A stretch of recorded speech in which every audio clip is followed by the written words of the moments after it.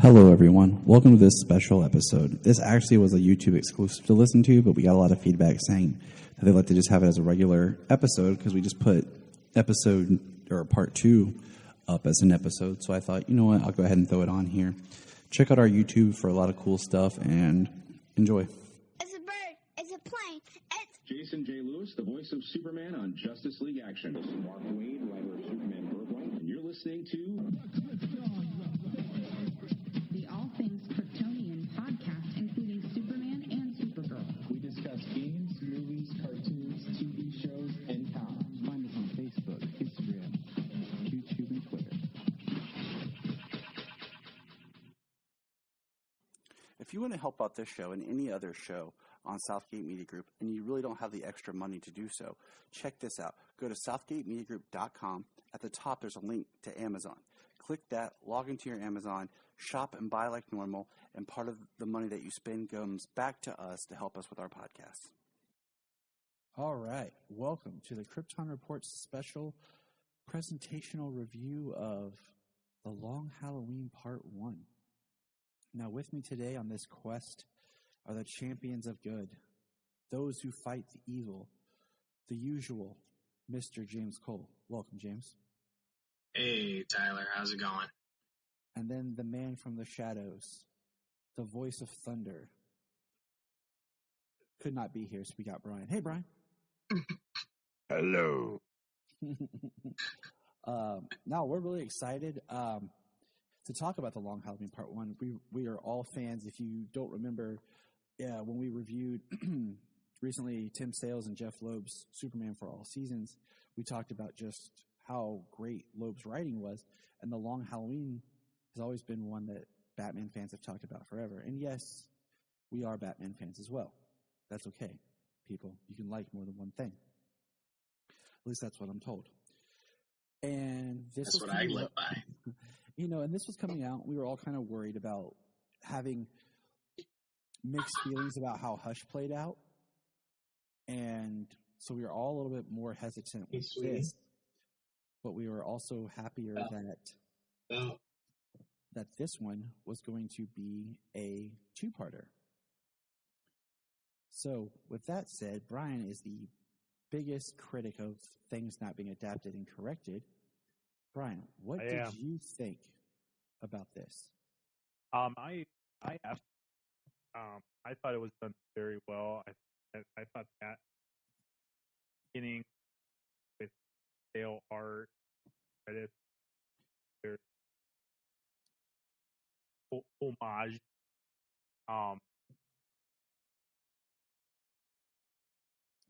I thought it was very well done. I feel like it was like they didn't get enough part. But I can't why. As it, but I really love like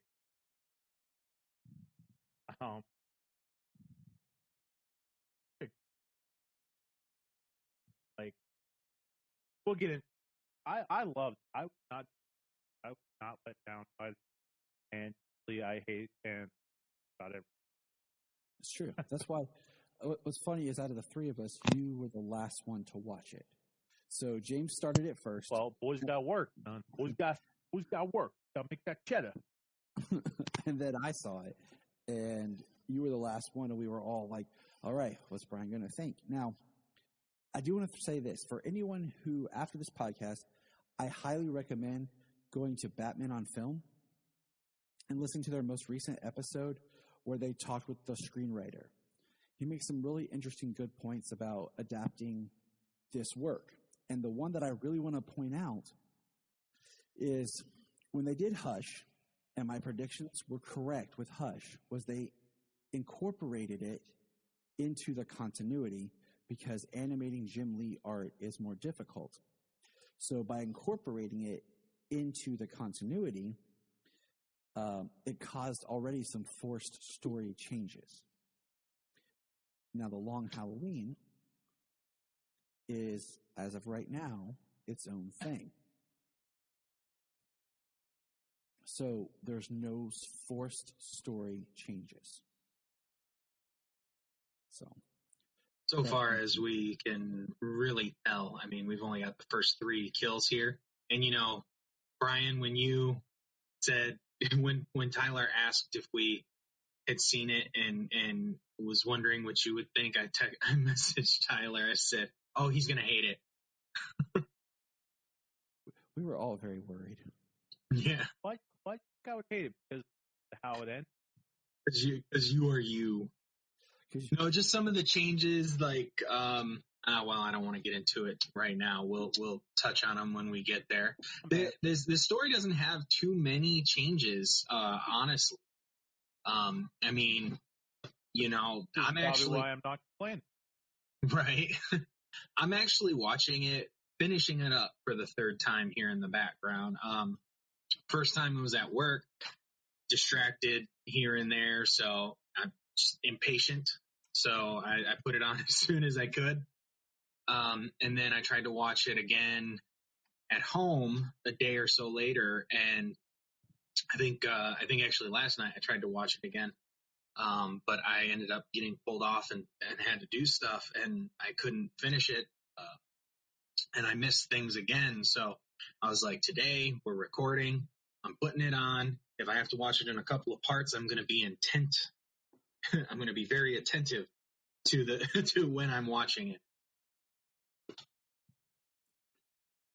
So, but I really liked it. I mean, if it's connected to the overall universe, I mean, I don't even need but barely a thread. I mean, in Superman Man of Tomorrow, we got a picture of Batman. yes. That's it, showing that Batman exists in the universe. In, I mean, Justice Society World War II, I mean, it was mostly the Flash, and it was on a Bryan's seen it, right? Yeah, he watched it.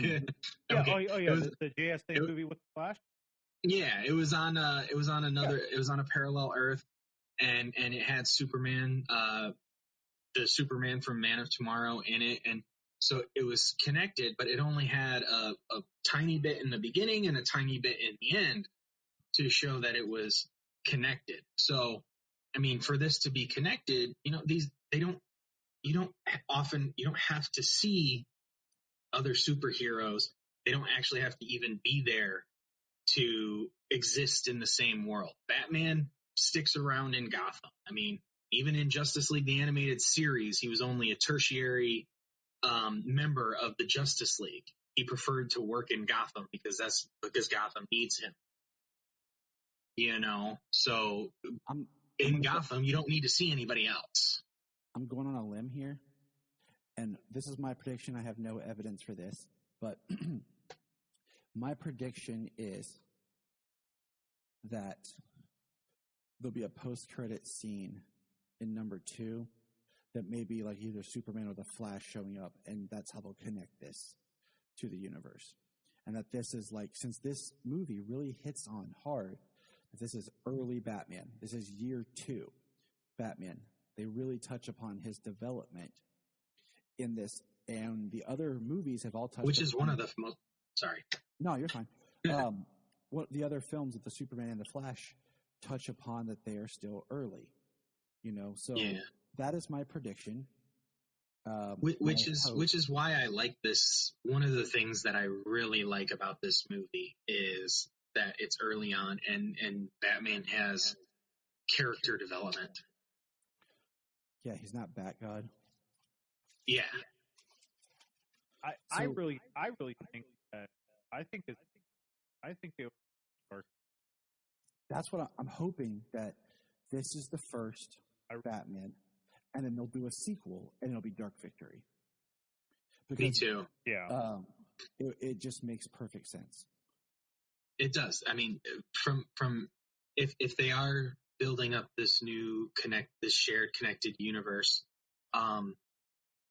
it's nice to kind of see it come from the ground up, as opposed to, I mean, we loved the last, but kind of with the New 52 and where it was, and the way Batman was incorporated into the New 52, he had already been doing his thing for a while, and he already had all of his all of his wards, all of his sidekicks, and in this, it's nice to see him start out by himself. And, next, hopefully we get Rob. And as the universe goes on, we can actually get them aging and get Dick going into Nightwing and possibly, Jason, Tim, maybe get Tim since he gets no love. That's one of the things that I really love about Young Justice is there is a passage of time, even though we've only got 3 seasons. It has literally taken place over like 7 years. So lots of stuff has happened and everybody has aged and changed and developed. And I'd love to see that in this shared universe of movies. Even if it's not a complete shared universe, but just doing the sequel of Dark Victory to connect this movie would be amazing. For sure. Yeah, absolutely. As I've been kind of reading these competitions and, and Brian's a crazy guy reading chronologically from 80 years worth of comics. I am in. He's a smart man. I'm year 3 of this journey. I'm currently in. I've read 6 years. 3 years. I've read 6. And I love it that you're doing this because you've pointed out such great and wonderful things about how, not to hate on it, but like the Chris Reeve Superman was not the Superman of the comics at the time at all. Not at all. Not at all. It was his own thing that he created, the filmmakers created, that then translated, down the line in time to the comics. It's supposed to get Superman. Like, supposed to get Superman live action. It really was gorgeous. And then post-crisis changed because Clark never this nerd, buffoon. Yeah, he was a normal, down to earth, play have a joke with, and a good looking dude. Like, kept buff dude. I always saw him. Like, would he go jogging slow at the time? He'd always comment how muscular he was. Like, well, I worked on the farm. What do you expect?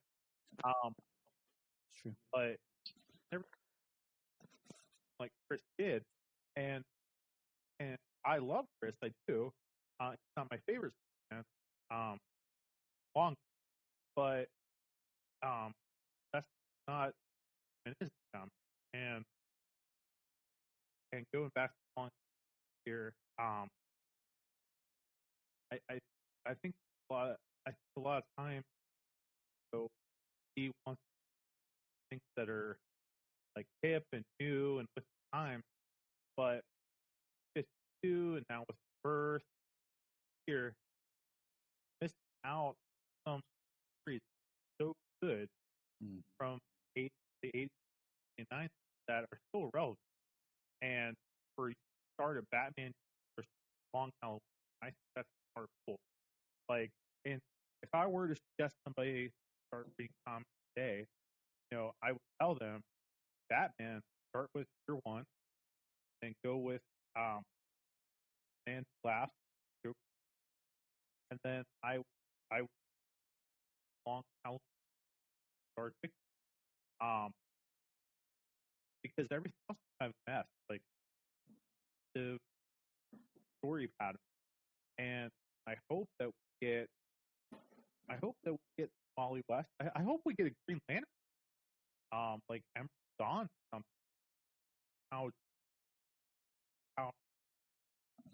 But I like doing. Well, I'll say this real fast, and then we'll get into the movie. It seems that a lot of our favorite stories, like the Long Halloween and stuff, are more of these Elseworlds-esque, self-contained type tales, because it's a full universe, it's a full story that stops. It's nice to have the continued continuity of an ongoing series, but at the same time, as we've discussed multiple times, is in those series you get retcons and a lot of changes depending on the writer that takes over. Like we were talking about when Bendis did the whole Clark can't reveal thing. We're like, well, the next writer or event will just change it and go back to the status quo. Because it's still, like, looking at comics today, it's still crazy to me that Barry Allen stayed dead for as long as he did.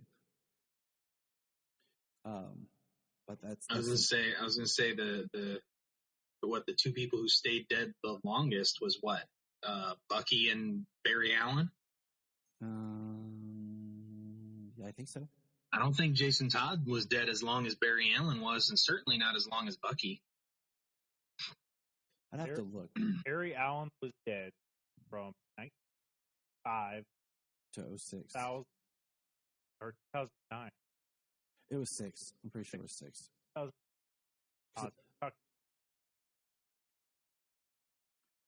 Yeah.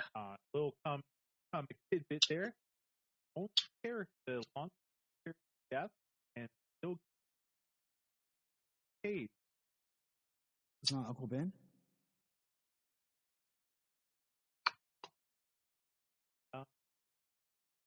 Hey, hold on. That's like the biggest rule is like you can't bring back Uncle Ben. Like you can do like weird things, but like you can't actually have him back.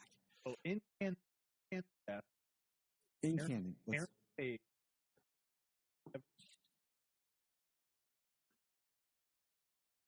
Talk amongst yourself. You research. One of the things that back in the other old continuity, I really loved how they were trying to adapt these iconic stories into their into the universe, so that way they fit and flowed. The last universe, they made some missteps here and there. We'll see what they do with part 2 of this. I think they're trying to subvert expectations, and hopefully they do it better than they did Hush.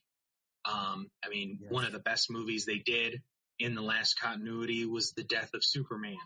And, they put in a story or they brought that into the continuity and was able to use the A-list team, which at the time in continuity, that wasn't the thing. So the team that they used, it was, generic and some of the story was until the fight and everything, and they updated it and they fitted it in the universe with the main core of Justice League, and they really improved on the Death of Superman.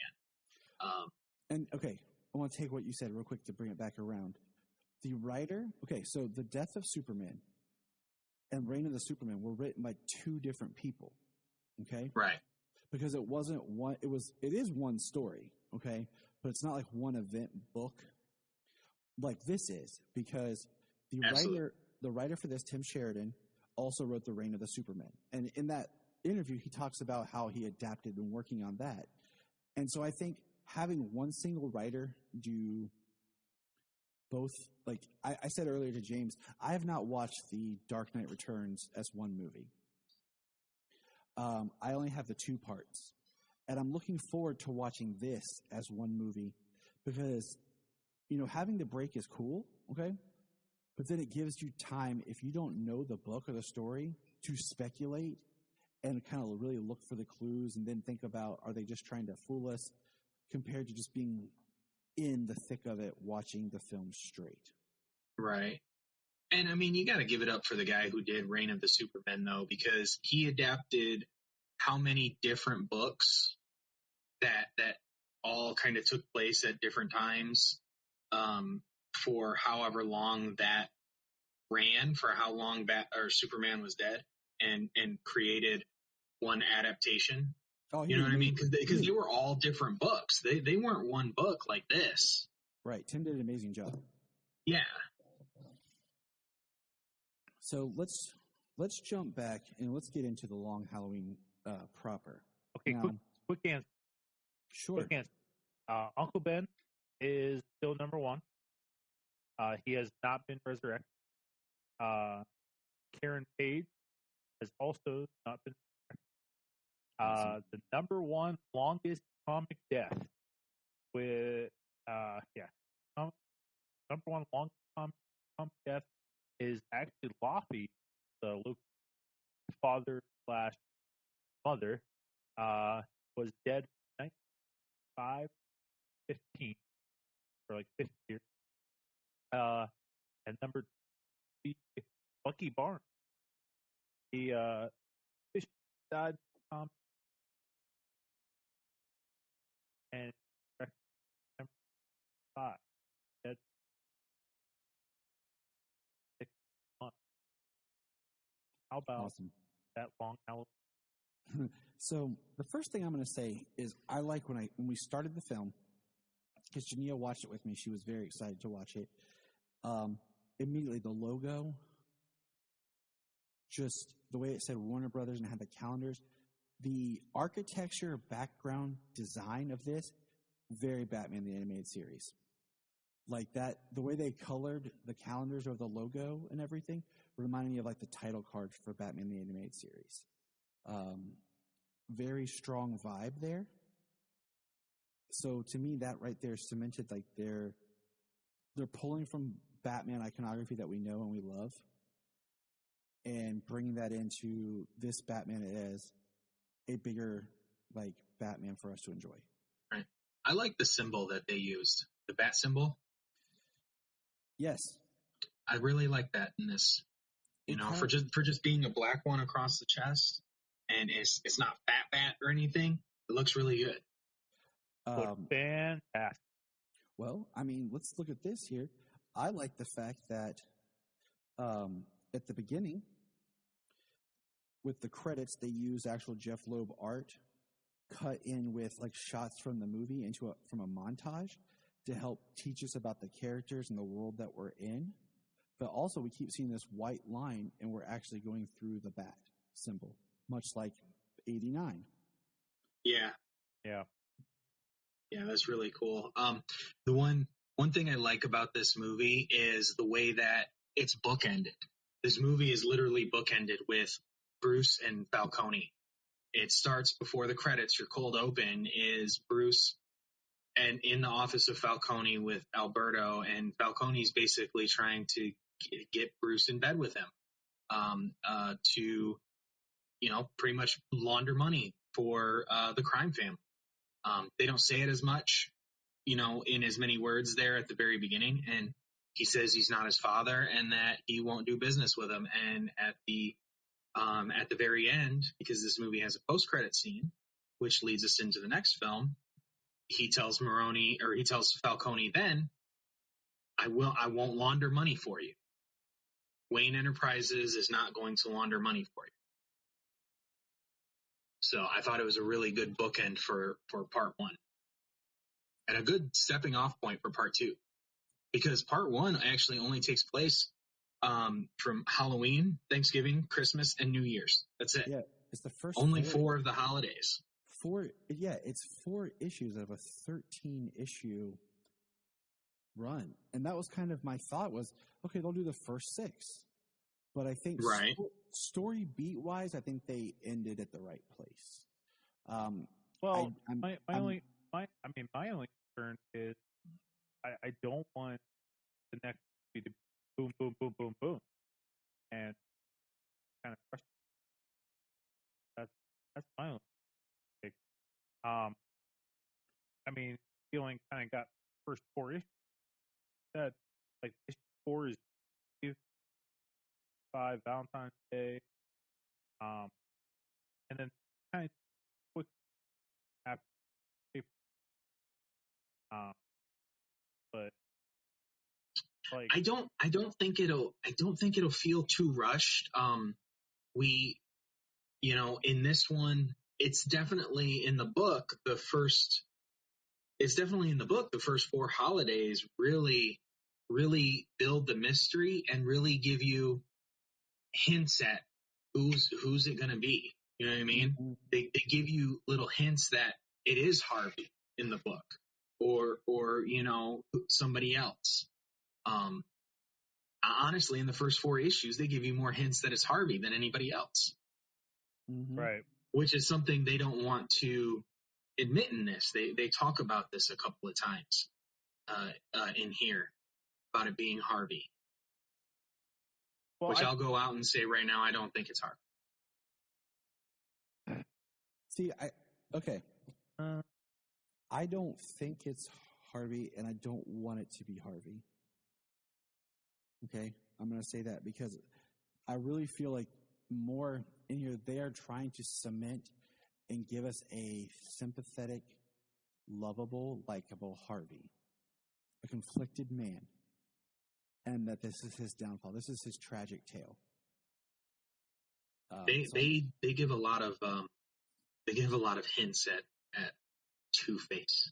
Well, okay, I marked some stuff here. He says, where is it? Hold on. You have a love-hate relationship with everything. Two heads are better than one. Then we have the coin flip. I'm only one. I want to win, but I don't want to win like this. I'm of two minds. Mm-hmm.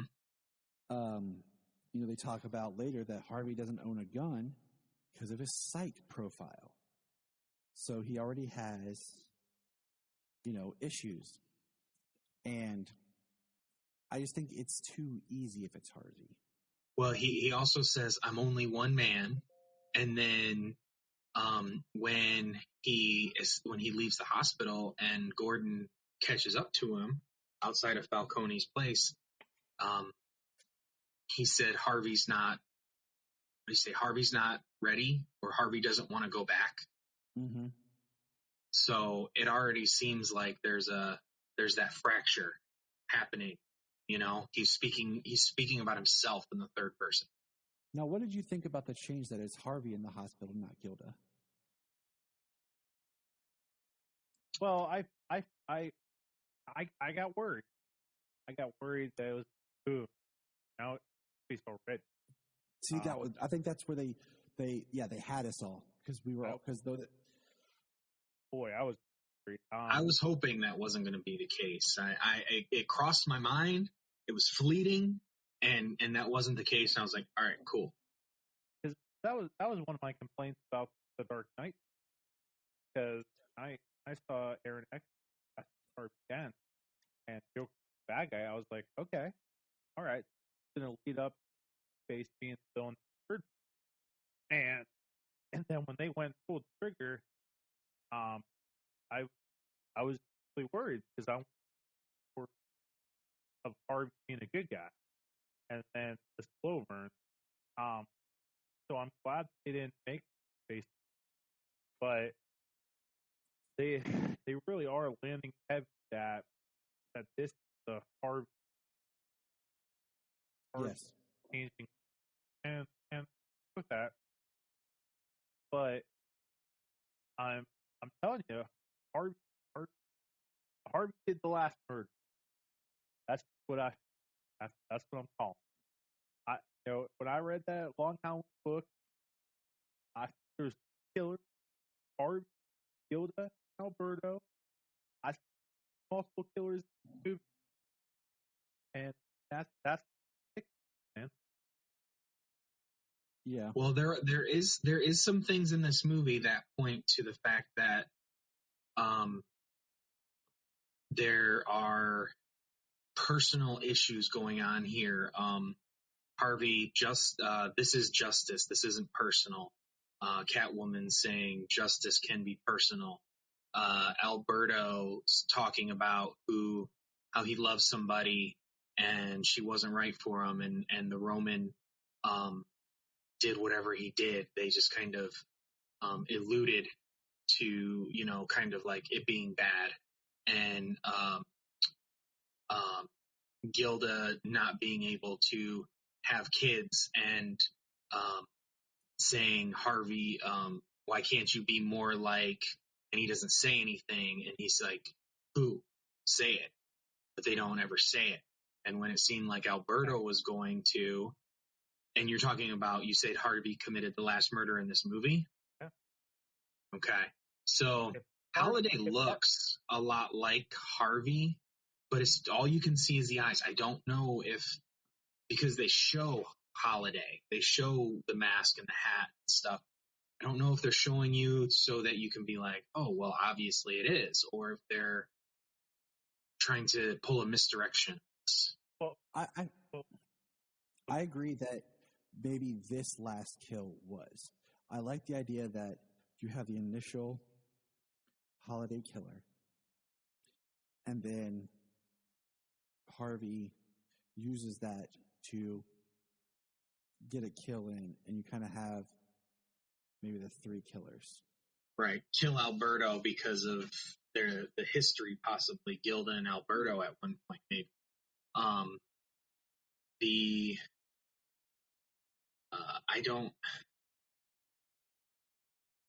I didn't think it was him at first when it was brought up earlier today. I didn't think it was him at first, but then I was like, well, because he was downtown, he was in Gotham Square. Like, well, he's in Gotham Square. How does he get to the boat, the yacht, before Batman? And I'm like, well, Holiday did have a boat when he left, but so I don't know. Here's what I tell Alberto, and I think Alberto killed because killing Speedy brings him closer to the circle of trying to get, because once that murder was done, he couldn't think, and then I believe that Alberto killed everybody on Thanksgiving, and I don't The bodyguard.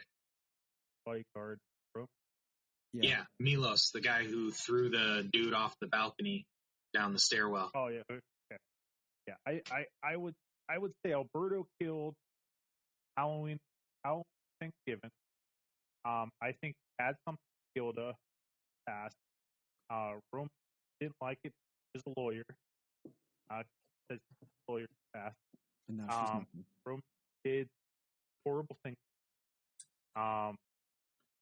Probably the reason why she can't have kids. And Alberto kind of shut down. And Gilda ended up marrying Harvey now. Harvey knows about it. And I think Harvey killed Alberto. So Alberto tried to kill Harvey. Try it. It was an easy way to get rid of Alberto. Yeah. And I think and he definitely did it when the bat saw him die. What you're saying about the Gilda and past could lean into why the Long Halloween Part 2 is actually rated R. Compared to it could, yeah. PG-13 first one. Right. So, we can go back. We friggin' jump to the end.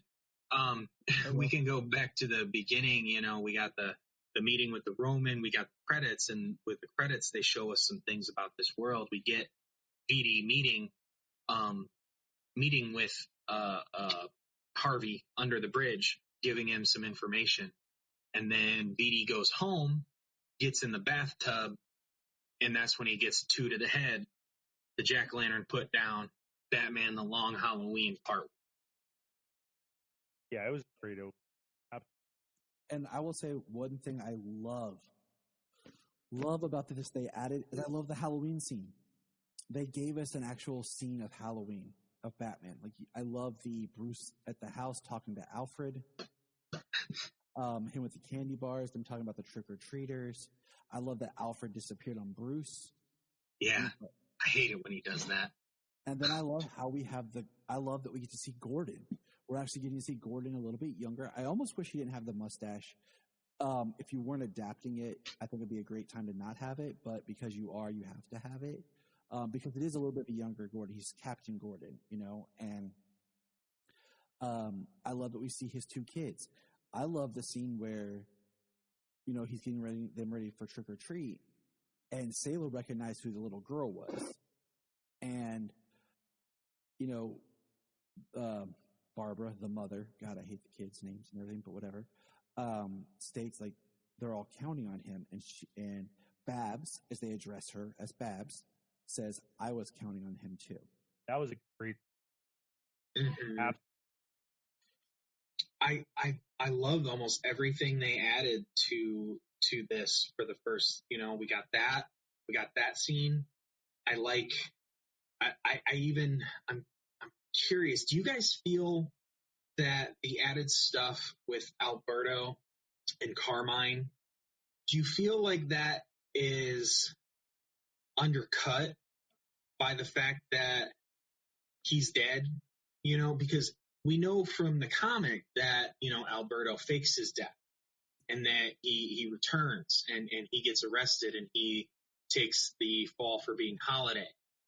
But in that, he, quote unquote, gets shot and falls overboard, but nobody's there to see it.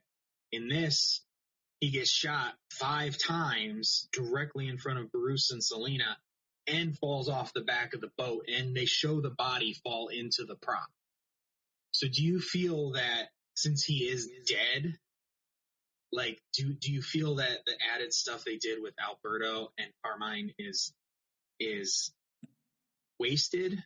I don't feel that way, because I think it's going to, like we discussed, that I think he's going to have a past. I think also it sorry, go ahead, Brian. You go. I think that's going to lead to more motivation for Gil to kill him, because and I think if flashback, I really think the cat will get back, because if you guys got one in Rome, kind of like sad, kind of sad.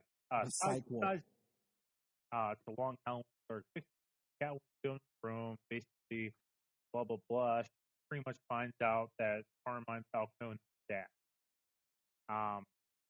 It's not flat out dead, but he could kind of put 3 and 5 together.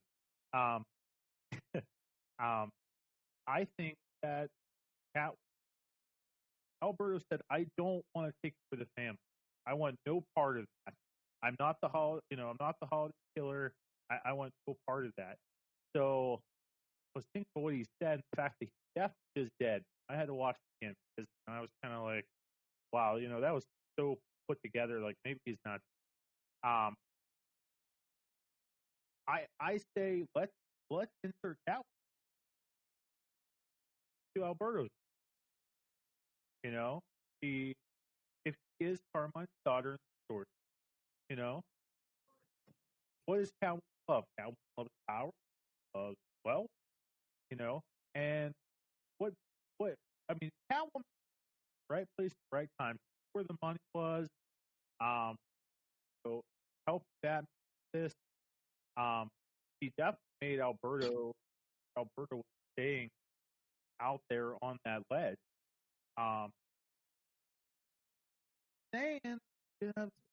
See, here's what I'm thinking, okay? You have that scene because you really want to sell the soured relationship of Alberto and Carmine, okay? You really want to show that Alberto is intelligent. It also now gives you double meaning of why he sent flowers, because they said that the nurse says that here's one for you, and you think it's like her. Yeah, it's for Gilda. It said it on Gilda. It said it on the note. Right, and it's It was legible. You could read it. Solomon said he wants to join us, and so think about that. Okay, now this could be the turning point where Gilda takes over as Holiday to finish what Alberto started, if they want to go that route. Okay, right. So, but they really wanted us to give us the idea that it was Alberto, that he and Carmine had this bad relationship, that he would do this. And now if they do a multi-killer, we're like, oh, okay, because we've had this dramatic scene. Right. Right. That seems totally meant to sell you that it's not Alberto. It's not going to be who you think it is. Alberto's dead. This is the whole thing. And that was the hard sell. So we're talking about Catwoman. In the book, she's there. She leads Batman to the money, but she doesn't like work with him. And I don't recall, I don't believe that him and Selena were dating outside of it. What do you guys think of the fact that she knows that Bruce is Batman? And the one major gripe that I do have with this movie is the fact that she called Batman Bruce and that she did it in front of somebody. Absolutely. There's I was definitely like, a reason that for is that. terrible. I said, that is terrible. I the third time watching, I was like, all right, when do they find out? And they're talking. It's not in the movie. It's in whatever their year one was. So it's the hidden backstory. Since we're kind of, we're at an early phase, but we're not at the beginning. So they already have an established history. Yeah. Well, the thing is, they talk about it on the boat is when they discuss kind of their relationship. Selena says, we're different people. We know why, but we don't talk about it. We haven't brought it up. We haven't talked about it. Yeah, they know who each other is, but they haven't acknowledged it. And then the acknowledgement actually happens right in front of Alberto, right before he dies. Hold on real quick, guys. Hi, James. I want to tell you who do you think it is, Solomon? Who do you think Holiday is? I think he is Carmine. See, Solomon's thinking is Carmine. Okay, you're wrong. It was Colonel Mustard with the candlestick. In the study. Hi, Bryan. You're wrong. It was Professor Plum. I said Plum. You said Mustard. Like we talked about before, like sometimes Loeb makes endings that are good but ambiguous. And I think that that's going to be the key to how this ends, is how they stick the landing with who Holiday is. I think, having it be Alberto, and then you have, what do you call it? You have Harvey plug in one killing. And then, of course, we have Two-Face come in later. I'm wondering how much of the second film he will be Two-Face in, or if it'll be like in the last part of the film. And they'll condense some of the Two-Face stuff down and kind of change it or speed it up or whatever, so that it's more of like one of the final like big beats of the story is him as Two-Face.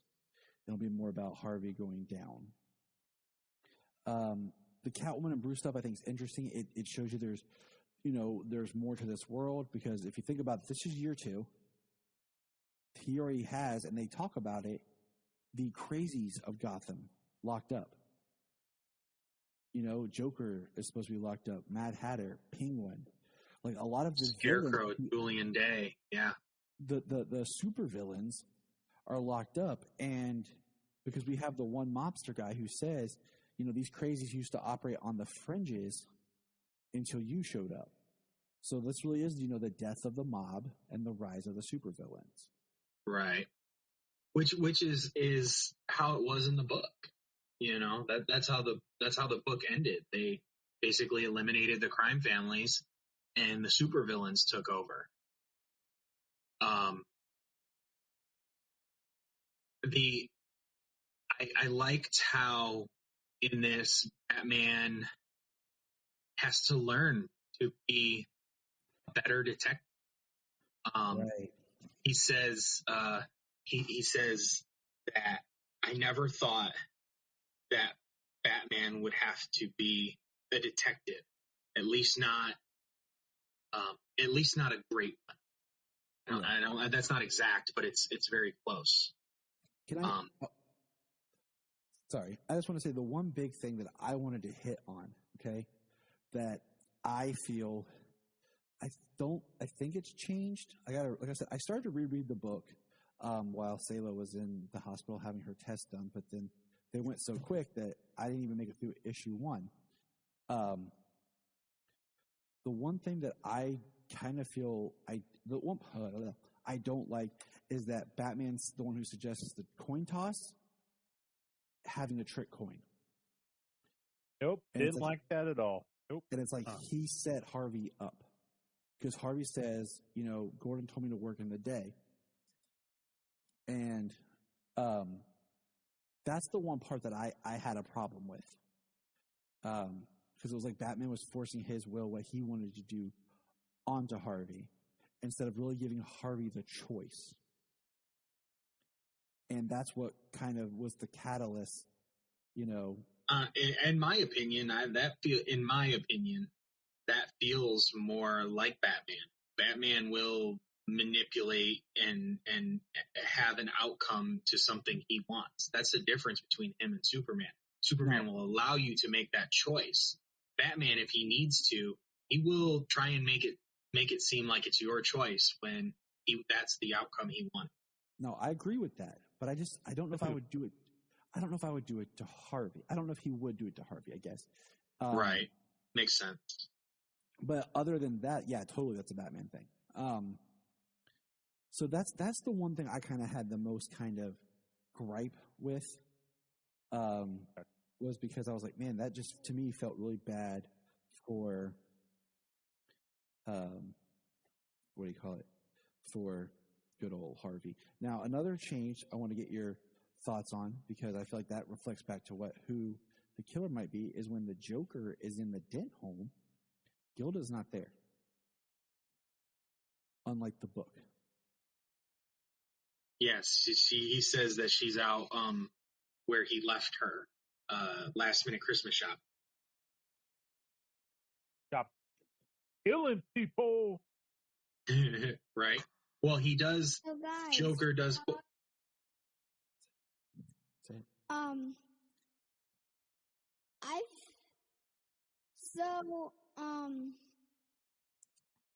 what do you think about the movie? I thought it was great. I really liked it, and I can't wait for part 2 next month. I thought it was the single greatest that I watched. The second one is longer than the first one. I think it's going to be. It has. I think it should be a good 15, 20 minutes longer. I think this one Yeah. might be a little bit shorter just because of where they chose to end it, to have that beat. Now, what you were saying about Joker, go ahead.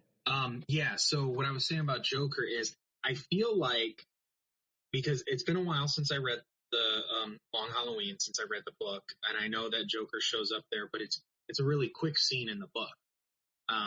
It's a little bit longer here, and I feel like the scene with the Joker, it was combining 2 scenes from the book that we see. Yeah. So in the book, there's a scene early where a gun is being filed down, and then Gilda comes to the basement door and sees Harvey down there, and it looks like his workbench, so it makes it seem like Harvey is the one who is filing the serial numbers off of the gun. You are correct, sir. And then in the Joker scene in this, they combine the home invasion with the Joker, with the fact that Joker pulls out the holiday gun and he says, where'd you get that? He says, why? Are you missing one? So I think they combined the idea of those 2 things, the home invasion with the scene where it looks like Harvey is doing what he's doing with the gun. So it makes it seem like that's one of Harvey's guns. I agree. What do you guys think about Gordon giving Harvey the gun? I thought, I thought it was kind of like good execution. It was like him giving the gun. It's like is basically Batman. It's the same scene as Batman giving Harvey. I think Gordon's a goody. Yeah, I don't think Gordon's as a goody 2 shoes as you're saying. You know what I'm saying? He's a good cop. He's not. He's dirty. a good cop. Yes, he's not dirty, but he's still, And he gives him the gun because he knows he doesn't have one and that he's a target. Right. He gives it to him for protection. Now, what I found interesting though is I told Jania, what I found interesting, he didn't reach into his ankle holster and grab like his backup or Yeah. an extra gun. He gives him his service gun. Because even later, the Joker says police issue, which that means that serial number on that gun and everything would be tied to Gordon if it was ever used. Oh. You know what I'm saying? So that's what I said. Moving on. You Yeah, know, he said. I think it has to be where Yeah, it's just protection. He thinks he'll never use it. Gordon's not an idiot. you know, think about it like this. Both of the friends of Harvey Dent are trying to protect him. And I think Gordon more so protecting him with giving him a gun knowing he's a target. Right. Well, when he gives him the gun, he says, "I don't think I was ready for this." And then he turns to Gordon and he says, "Don't worry about Harvey." That's what he said. I spoke earlier about him talking about himself in the third person. That was the what he said. That's when that happened. Now, I do want to say one thing about, from a production point of view, that I didn't like about this movie. I did not like that there was no kind of artful transition when we went from month to month. We got the really cool ending of like the holiday itself, but there was certain part where it was like, I knew from the book where we were, but you know, we have the explosion of the Dent home, and then we see like them on the street, and then there's a line about it's Thanksgiving.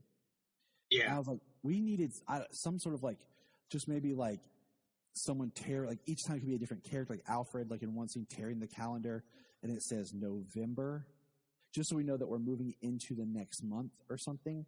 Right. I could see that, you know, calendar months pulling away. What I did like though was when they did the shot with the gun and the holiday item left behind, that they put the holiday. It said Halloween, it said When Thanksgiving, Joker- it said Christmas. Yes. Say it, Solomon, quickly. When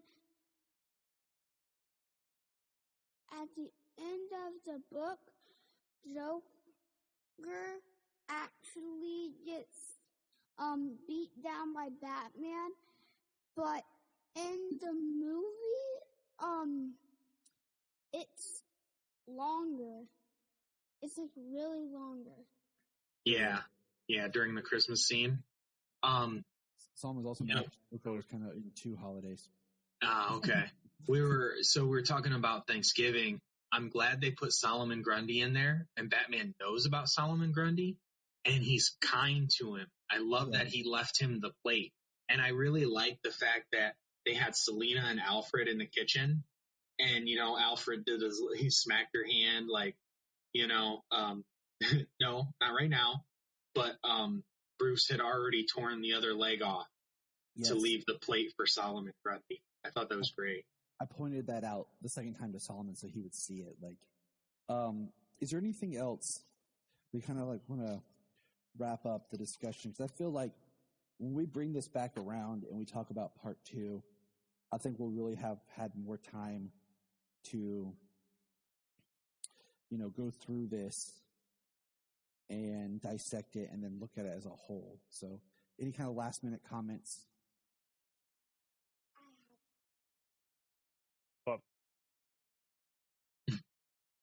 You're saying Alfred is Holiday? What a twist. Why not? Why I not? mean, like, kind of like Jim Alfred Gordon went to with Jack acting the school. Ripper. He has military training. It gives Bruce a reason to be Batman. Yeah. Yeah. I do like when they're in Arkham, where they're walking by all the cells, and Gordon says, "You know, this was all you," and Batman says, "I wanted them in Gotham Penitentiary. This is Harvey." And he admits, he says he was right.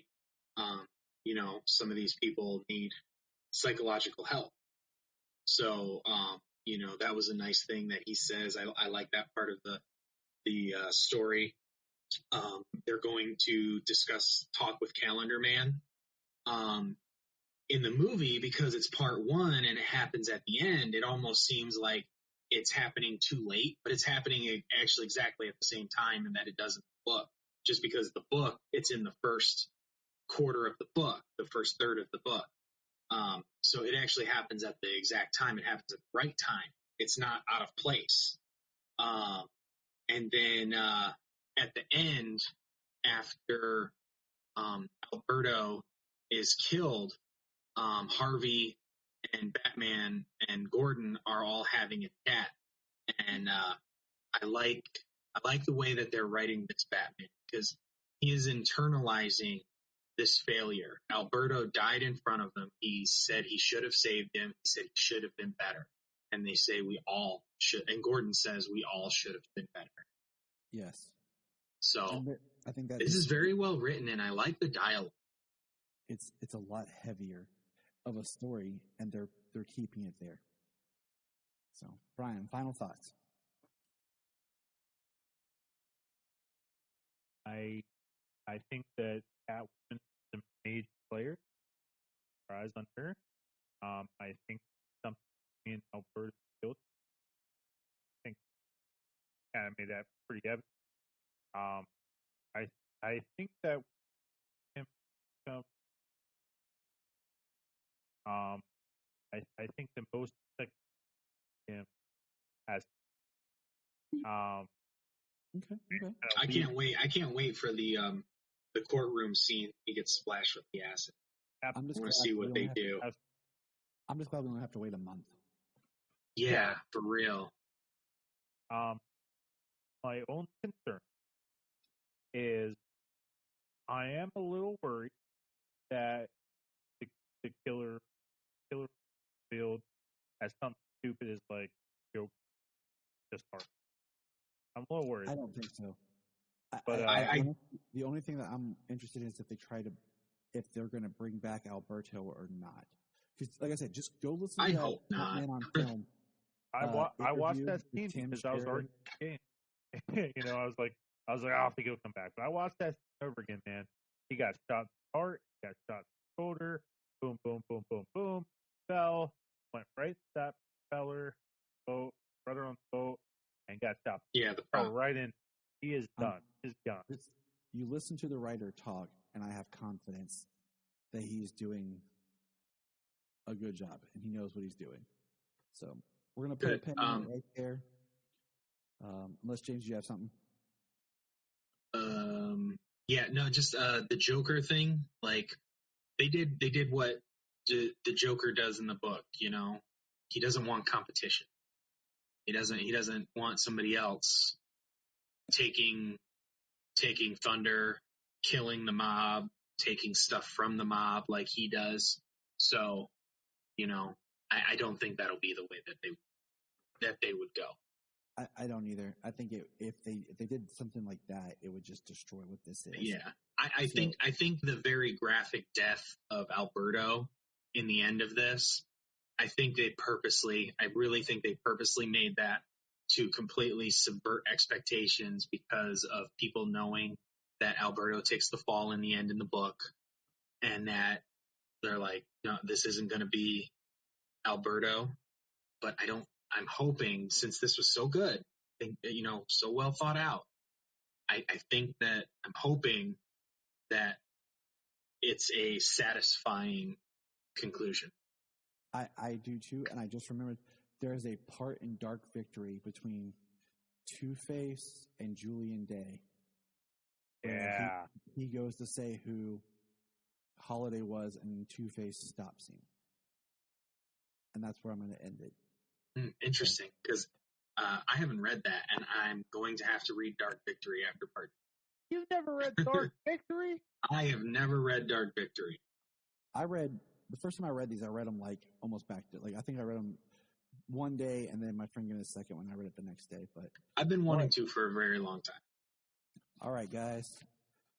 It is time to say goodbye. Bryan, thank you for joining us. James, as always, I enjoy listening to chat. And don't forget me. It's been a long day. And Solomon's here with us. Solomon is here with us in spirit because he is here listening and wants to join in. So just remember, everybody, check out the Long Halloween Part 1, and we'll be back with the Long Halloween Part 2. Hello, everybody. I just want to let you know that Southgate Media Group has its own Patreon. That's right. For $5 a month, you can get exclusive shows, content, and interviews with the different podcasters of the network. This Week in Geek is a Patreon exclusive only series. So check it out. Go www.patreon.com/Southgate Media Group. We are always adding new content. This is Dan Jurgens, and if you want to have a good time, keep listening to the Krypton Report. The Krypton Report is part of the Southgate Media Group network of podcasts. If you have an interest, check out Southgate Media Group to see if your podcast is there. I bet it is. At the Southgate Media Group website, you can sign up for our newsletter. You'll get info on all the shows, and you can find what you want. You'll also find links to our sponsors where you can get great products and support the podcast. Also, our book, Pod Life, Podcasting Stories. It's a great book. Check it out. It's nice to hear where people come from and why they do what they do. And remember, if you're like me and you love listening to different podcasts about Superman, I have a few that I want you to check out. Some of my favorites are The Last Sons of Krypton. Connor and Ray are always reviewing different books, and it's really nice and refreshing to kind of dig back into older stuff. The Aspiring Kryptonian, Tasman and her team are always finding interesting people to interview. Digging for Kryptonite has become one of my favorite ones to listen to, as Anthony digs into different eras of the character. There's always the Always Hold On to Smallville, which I've guested on before, if you're wanting to step back into that nostalgia realm. So check out all these, and there are many, many more. So check out our Twitter, because we're constantly finding new podcasts that inspire and bring hope to everyone around. Look